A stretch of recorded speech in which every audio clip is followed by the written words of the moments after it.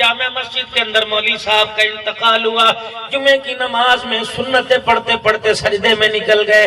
امام صاحب کے پیچھے ہزاروں نمازی بیٹھا تھا، اسرائیل علیہ السلام بھی مسجد کے محراب میں آ کے کھڑا ہو گیا، انہوں نے کہا خبردار تقریر کرنے کی تو اجازت ہے، جمعے کا خطبہ دینے کی اجازت کوئی نہیں۔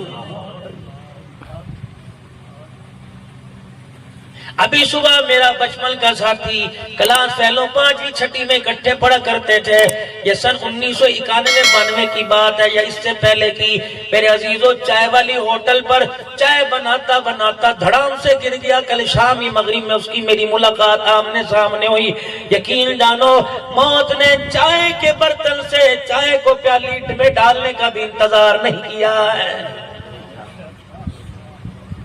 کیا پتا جس کا آرڈر ہوگا وہ گاہک سامنے کھڑا ہوگا اور چائے کے پیسے ہاتھ میں لے کے کھڑا ہوگا، اور بیوی کو فون کیا ہوگا 10 بج رہے بتا کھانے کے لیے کیا بھیجوں، جو بچے کھائیں گے وہ پکائیں، کیا پتا سبزی اپنے ہاتھ سے دے کے آیا ہو، اور بیوی نے کہا ہوگا جلدی کرنا یا منگوا لینا دیر نہ کرنا یا کھانا کھانے آ جانا، کیا پتا اس نے کہا ہو میں ابھی گیا ابھی آیا۔ اسرائیل علیہ السلام بھی ان دونوں کے درمیان دروازے کے پاس آ کے کھڑا ہو گیا اور کہنے لگا چل جھلے آسرا نہ دے کے جا، ابھی جائے گا لیکن قیامت کی صبح تک واپس نہیں آئے گا۔